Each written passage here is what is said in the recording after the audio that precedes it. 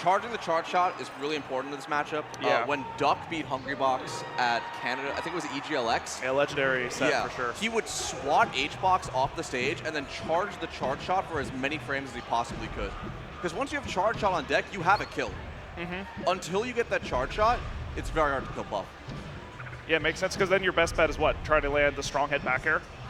Strong hit back air is one of them. Landing with Nair is pretty solid. Yeah. But you have a lot of options that trade with Puff's moves and bat her out pretty well, like the Nair, up B out of shield. But you can't really kill. Forward tilt is also a good one. Yeah. And double, not going for the second hit of jab, doing the one jab trick where you never do second jab. And I feel like the lead's going to be somewhat important, because you want to be able to trade as Samus, right? Because 10% on Puff is more than 10% on Samus. Yes, 100,000,000%. Yeah, or 10%. Sure. Even if it feels not jump like 10. This will probably be different from some of those other Samus Puff sets you've seen. Plup versus Jmook is anything to show for it. Plup was moving very quickly. Like, that was a big part of the Samus game plan, is making decisions at a lightning fast pace. Yeah. Lives, yeah. So part of the success.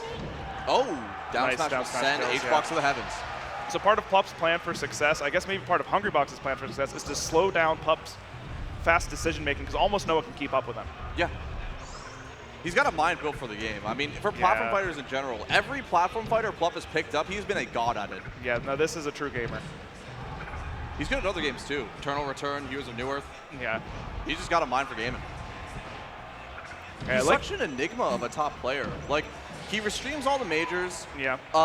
He just shows up out of nowhere and beats all the top competition. And at this tournament, he tweeted specifically saying, like, he's going to throw for content.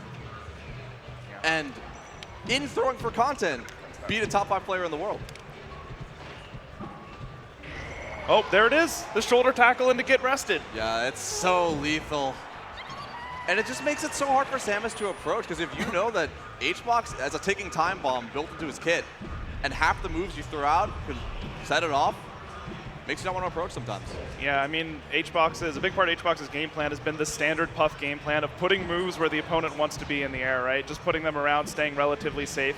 It's been back air a lot. There's also been a few like Nairs dropping down from the top platform to cut off whole zones, controlling a whole bunch of screen space. Yeah, I mean, that's the thing. That's also one of Samus's weaknesses, actually, is her landing.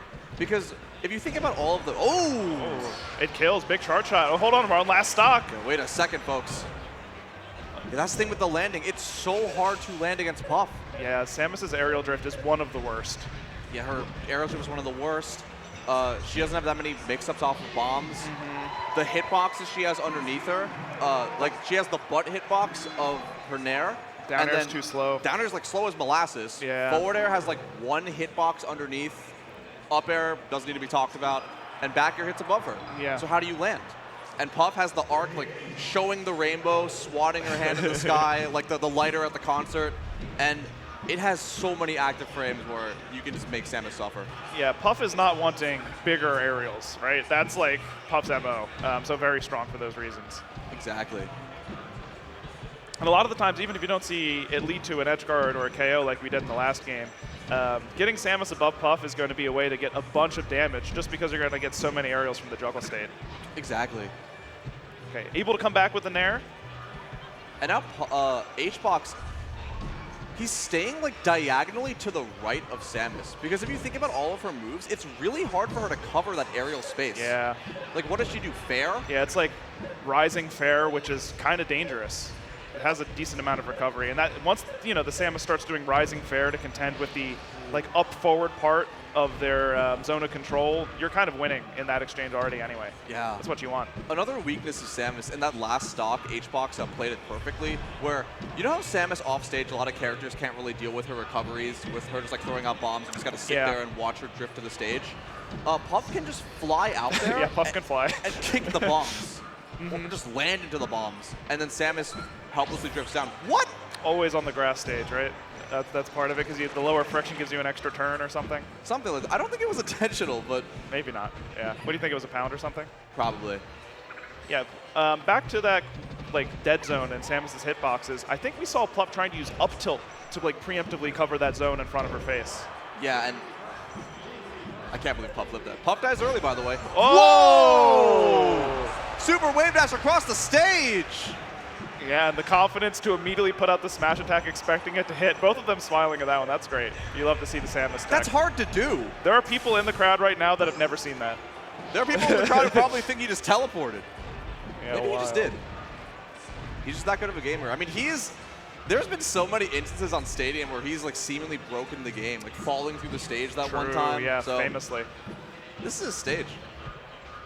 HBox controlling the center of the stage extremely well, trying to target those dead zones. You actually saw an upward angled forward tilt from Plup too, so Plup has recognized that he needs to find some ways, some varied ways to cover that part of his zone of control. Yeah. His tech skill with Samus, it's like he never left that character. Like he's doing these aerial interrupts from ledge, doing really well, the super wave dash, and the shoulder tackle into Hungrybox's rest. Yeah, I think that's the second dash attack. Both of them have been rested. He's ready for it. Yeah, I mean, you called out ahead of time. That's a good call. They're hearing this on commentary right now. He was like, oh, thanks, Justin. Oh, that's true. We shouldn't be coaching, huh? Yeah, reaching up onto the platform to try to stop HBox from dropping through. That up tilt just has so much startup that it would have covered the zone that HBox moved to. It's just too slow. Yeah. Realistically, when there's no platforms, if Hungrybox is up there, how does Plup deal with that? Like, what does Samus do? Well, so earlier Plup tried to up tilt through the platform, which again is slow. I guess the other option is to try to use some like quick, fancy platform movement, but that risk reward cannot be in your favor. Yeah, like Plup has to read the landing or like get on the platform and then read the drift, and both of them are really, really risky and lead to what, like 12%? Mm-hmm. And this is that tough spot. Once Puff is in the lead, this matchup starts to feel way, way worse, and now it's an extremely large lead too. Yeah, I dare to say anything's impossible, but that comeback wasn't possible. It was basically impossible. I love the clutch box. The clutch box poster right behind HBox being waved back and forth. Very artistic. Yeah. That's actually like a perfect rendition of the box. Shout-outs to the videographer for catching that. And on blurring it, too. Mm-hmm. We're going to Fountain of Dreams. Conventional Samus counterpick. The only thing that's hard about this is it's more difficult for Samus to charge the charge shot when she swats HBox away. Because you saw it a bit in the last game, and you're seeing it now, where when Plup gets a hit, he'll charge the charge shot as much as humanly possible to make HBox approach. Yeah, because that's a huge threat. That's got to kill super early against someone as light as Jigglypuff. Yeah. It's kind of like a delayed lasers, like what Fox does when he lasers Puff to try to make her approach. It's just Plup charges the charge shot, and then all the damage comes out at once instead of in little bits. Okay, so Plup has been successful so far in this first stock of trading a bunch, which we mentioned early on is kind of what you want to do so long as you're not way behind, because Puff will often die at lower percents. Oh? Kicks the missile and the robot. Yeah, the disc run and back air, it just does so much in pretty much every matchup, actually. But in this one specifically, like being able to kick through a missile like it's nothing. Yeah, imagine kicking a missile. That's just being unaffected. It's kind of BA. I mean, Steel is super effective against Fairy. That's true. That was after this game was released, so maybe it'll canonize in the next one. Sakurai's better be listening. Yeah, and we had the pseudo FD for just a moment. HBox had plenty of time just to relax on the top platform, find a good opportunity to come down, and again, Samus really has to commit to try to lunge and hit Puff here. And commit she does, but Puff can just keep trading over and over and over again. Yeah. Yeah, the thing is, it's not always trading, right? A lot of the times, HBox is winning clean. And it's in those most important moments, like when he kicked that missile and got the edge guard. Like Plup shaking his head, he had a perfect read with the back air. Like he knew Hungrybox's drift, it was just too slow. Not that Plup was, it was the backer that was. Yeah, that really has been the story. Plup has to predict extremely hard where HBox is going to be, and that is not always an easy task. Okay, yeah, the down air is plus, I believe, there. Now reading the drift, goes for the craziest grab. Yeah, I guess it has to be max range, or Puff can easily punish with a forward smash or something, right? Or rest even. Yeah. Oh, he tried so hard. Yeah, I mean, it was a valid attempt. Goes a little bit too high, still lives from the back air. Samus is a tank. She's a war machine. Okay. Oh, that was such a crazy recovery. Fast falling on purpose and then up being to get that sweet spot on the ledge and making it so HBox couldn't cover it properly. Yeah, and I think fell with the nair too at the first time, fair the second, trying to make it so that HBox can't just come out and use a back air to take Plup out again. Ooh. Up smash through the plat. But that's going to 190%. Plup could definitely even this up. Yeah, it's certainly not out of the question. This is, I think, probably the best game so far for Plup. Dude, HBox just waited out Plup's spot dodge and hit him with a raw grab. Like, he's ready. He wants this tournament win. Yeah, he's making himself very difficult to hit. It's kind of been a theme in these matches so far. The more evasive players really been coming out on top. Just general, goes back to the dock. Don't get hit. True, don't get hit. Yeah, and that down air, he tried to wind up a down air just way too slow, and the disjoint of Jigglypuff's up air is too much to contend with. Samus just does not like being in the air right now. Yeah, definitely not. Samus' specialty is, you know, those good, fairly good grounded moves, the tilts. And it's kind of hard to do that if your opponent's just flying. Like, Jigglypuff can literally fly. Yeah, HBox making this look like an almost impossible matchup. Sort of winning at the strategic level, right? Yeah, I mean, there's a reason he's this good at the matchup. He played Plup for weeks and weeks, for months and years. Yeah. Yeah, their set history goes back quite a while. Yeah. It's going to be a fun throwback playing on the big stage. And, oh, the charge shot sending Plup to the heavens. Yeah, it's going to require, it has required so many reads to get each KO, and it's going to require so many more consecutive reads in order to take out Hungrybox before Plup loses his last stock. But he can do it. Like, Plup very much can do it. Yeah, especially if you get one of those patented big punishes, like a down air into charge shot, you know, a medium percent or something. I think that's what we're going to have to see. Or maybe a grab down through a charge shot. Yeah, something along those lines. Here's a reminder, this is the top 8 qualifier. Loser is done.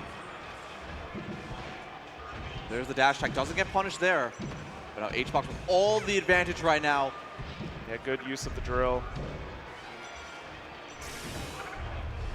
Recovery's been pretty good for Plup so far this game. And the up smash will send Plup home. 3-0 for Hungrybox. Another top 8 in the books. Yeah, Hungrybox with a very impressive victory. Shoutouts to Plup for entertaining everybody with that Samus. I know we all love to see it. Yeah, give it up for Plup. I mean, he's a crowd pleaser. We love his Samus. It's awesome to see it again. I'm sure all the Samus fans and Plup fans at home are just happy to see him play and get some good wins in the process. Yeah, happy to see some of the crowd showing Plup their admiration and their gratitude. And of course, we'll be seeing more of Hungrybox later today in top 8. Oh, for sure. He's a warrior. I mean, he's been doing this for what? 15, 16, That's wild. 17 years at this point. He's still kicking. Quite literally. Yeah, was kicking a whole lot during that set, actually. Oh, yeah, for sure. Lots and lots of kicking happening. It's crazy how like dangerous Puff's aerials and tilts are and how like stubby her limbs are.